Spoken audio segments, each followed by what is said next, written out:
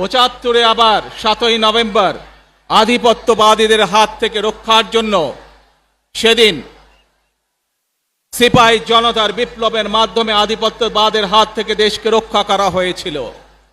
একইভাবে পরবর্তীতে ৯০-এর স্বৈরাচারের বিরুদ্ধে এদেশের জনগণ, এদেশের খেটে খাওয়া মানুষ তাদের গণতান্ত্রিক অধিকারকে ছিনিয়ে এনেছিল। কিন্তু তারপরেও ষড়যন্ত্রকারীদের ষড়যন্ত্র থেমে থাকেনি।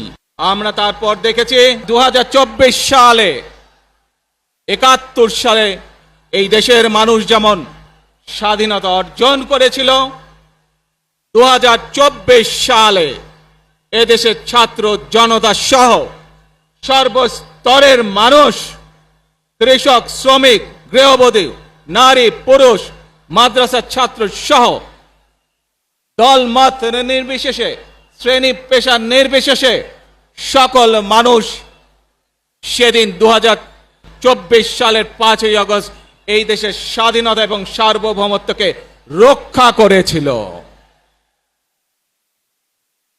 প্রিয় ভাই বোনেরা, আজ বাংলাদেশের মানুষ কথা বলার অধিকার ফিরে পেতে চায়।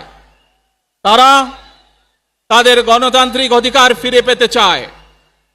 বাংলাদেশের মানুষ চায় তারা তাদের যোগ্যতা অনুযায়ী ন্যায্য অধিকার পাবে।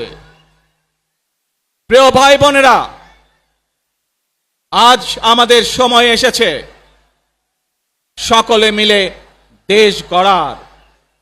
এই দেশে যেমন পাহাড়ের মানুষ আছে, এই দেশে একইভাবে সমতলের মানুষ আছে।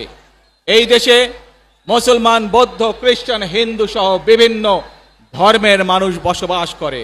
আমরা চাই সকলে মিলে এমন একটি বাংলাদেশ গড়ে তুলব আমরা, যেই বাংলাদেশের স্বপ্ন একজন মা দেখেন, অর্থাৎ একটি নিরাপদ বাংলাদেশ আমরা গড়ে তুলতে চাই।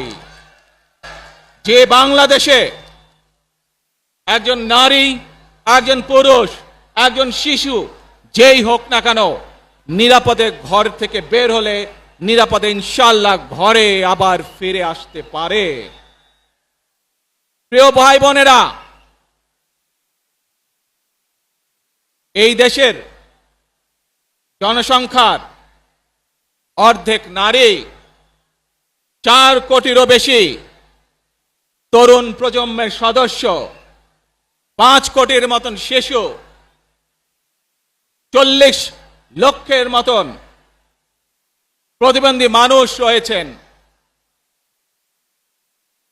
কয়েক কোটি কৃষক, শ্রমিক রয়েছেন।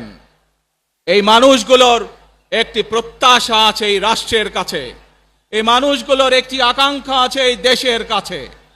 আজ আমরা সকলে যদি ঐক্যবদ্ধ হই, আজ আমরা যদি সকলে প্রতিজ্ঞাবদ্ধ হই, তাহলে আমরা এই লক্ষ কোটি মানুষের সেই প্রত্যাশাগুলো পূরণ করতে পারি ইনশাআল্লাহ। প্রিয় ভাই বোনেরা, ৭১ সালে আমাদের শহীদরা নিজের জীবন উৎসর্গ করেছিলেন এই রকম একটি বাংলাদেশ গঠনের জন্য।